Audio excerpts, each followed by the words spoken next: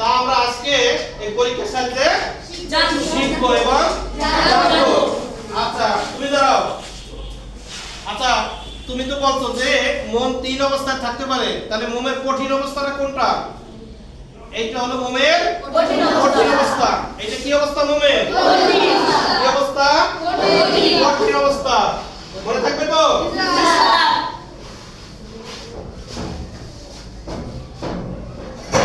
এইটা মোমের কঠিন অবস্থা। মোমের তরল অবস্থাটা কোনটা বলো তো? যেটা গা বেয়ে বেয়ে নামছে। মনে থাকবে? জি স্যার। আচ্ছা রায়ান দাঁড়াও। তুমি বলো তো মোমের বায়বীয় অবস্থাটা কোনটা?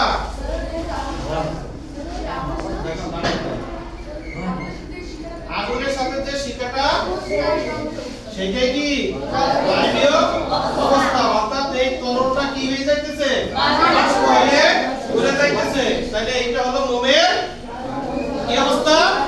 বায়বীয় অবস্থা। মনে থাকবে? বসো। তাহলে এই মোমটা কয়টি অবস্থায় থাকতে পারে? কি কি? কঠিন, তরল, বায়বীয়। আচ্ছা তুমি বলো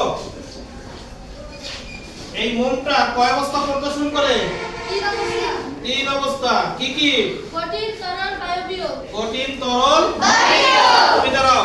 মোমের কঠিন অবস্থা কোনটা? এইটা মোমের কঠিন অবস্থা। আচ্ছা তুমি দাঁড়াও। মোমের তরল অবস্থা কোনটা? যেটা তরল হয়ে গা বেয়ে বেয়ে নামছে। তুমি বলো বায়বীয় অবস্থা কোনটা? আগুনের শিখার সাথে কিছু তরল বাষ্প হয়ে ঘুরে যাচ্ছে। তাহলে এই মোম এমন একটি পদার্থ, এই মোম কি দিয়ে তৈরি বলতে পারে কেউ? কার্বন আর হাইড্রোজেন দ্বারা তৈরি। এই মোম কি দ্বারা তৈরি? এই মোম কি দ্বারা তৈরি? কার্বন আর হাইড্রোজেন দ্বারা তৈরি। আচ্ছা তুমি ধরো। হ্যাঁ মোম কি দিয়ে তৈরি? কার্বন আর হাইড্রোজেন। তুমি ধরো মোম কি দিয়ে তৈরি? তুমি তুমি বলো। তুমি বলো। তুমি বলো কার্বন আর হাইড্রোজেন। কার্বন আর হাইড্রোজেন। তুমি বলো কার্বন আর হাইড্রোজেন। মনে থাকবে তো সবাই? তাহলে আচ্ছা আরেকটা আমরা জিনিস শিখলাম যে একটা গলনাঙ্ক, আরেকটা হলো স্ফুটনাঙ্ক। গলনাঙ্ক হলো যে তাপমাত্রায় এই মোমটা গলে গলে ওইটা হলো তা ওই এই পদার্থের গলনাঙ্ক। আর স্ফুটনাঙ্ক এই যে তরলটা কি হয়ে যাচ্ছে? বাষ্প হয়ে যাচ্ছে। এইটা হলো তার স্ফুটনাঙ্ক। মনে থাকবে? গলনাঙ্ক মানে কি? কে বলতে পারবে গলনাঙ্ক মানে কি? গলে যাওয়া। গলনাঙ্ক মানে গলে যাওয়া। আর স্ফুটনাঙ্ক মানে বাষ্পে পরিণত হওয়া। নাকি? মনে থাকবে তো? যে তাপমাত্রায় কোন কঠিন পদার্থ গলে ওইটাকে বলা হয় তার গলনাঙ্ক। আর যে তাপমাত্রায় কোন কঠিন পদার্থ বা তরল পদার্থ কিসে পরিণত হয়? তরল পদার্থ বাষ্পে পরিণত হয়, এটা তার স্ফুটনাঙ্ক। বসো। তাহলে সবাই বুঝছো তো? আচ্ছা আরেকটা পদার্থ আছে যে তিন অবস্থায় থাকতে পারে, সেটার নাম কি তুমি বলো তো?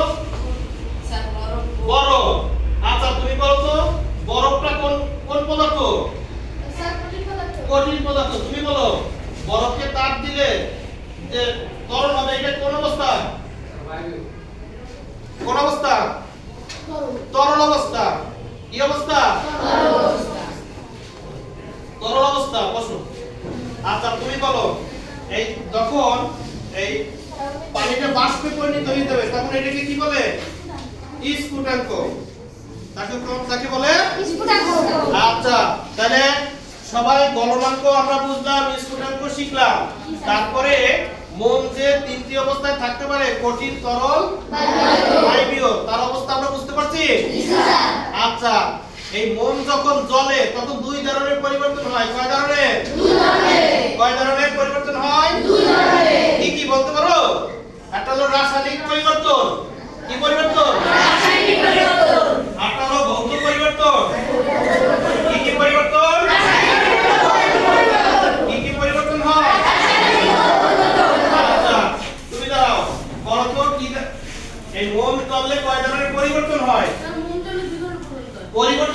ধরনের আর অবস্থা হলো তিন ধরনের।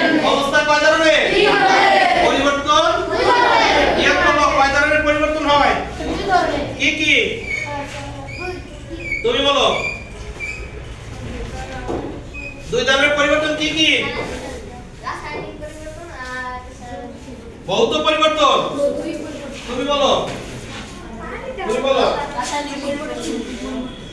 রাসায়নিক পরিবর্তন, ভৌত ভৌত পরিবর্তন। পরিবর্তন। এখন ভৌত পরিবর্তন বসো কোনটা হয় জানো? এই যে মন যে গলে যায় এটা তো তার ভৌত পরিবর্তন। এটা কি পরিবর্তন? ভৌত পরিবর্তন। আচ্ছা তুমি বলো তো ভৌত পরিবর্তন কোনটা? এই যে গলে গলে পড়ে এটা হলো কি পরিবর্তন? ভৌত পরিবর্তন। আর রাসায়নিক পরিবর্তন ওই যে বাষ্প হয়ে যেটা উড়ে যায়। চলে যায় ওইটা হলো কি পরিবর্তন? রাসায়নিক পরিবর্তন। তুমি বলো রাসায়নিক পরিবর্তন কোনটা? আর যেটা গলে পড়ে আচ্ছা তুমি বলো এই পরিবর্তন কয় ধরনের? কি কি? ভৌত পরিবর্তন কোনটা? গলে গলে পড়তেছে আর রাসায়নিক পরিবর্তন উপরে উঠছে। ক্লিয়ার কথা সবাই? আচ্ছা এখন তোমরা বলতে পারো স্যার এইটা কেন ভৌত পরিবর্তন? এই মোম যখন গলে যায় এই মোমটা সংগ্রহ করে আবার এইটা থেকে কি বানানো যায়? মোম বানানো যায়। এইটা তার ভৌত ক্লিয়ার? জি স্যার। সবাই বুঝেছো? জি স্যার।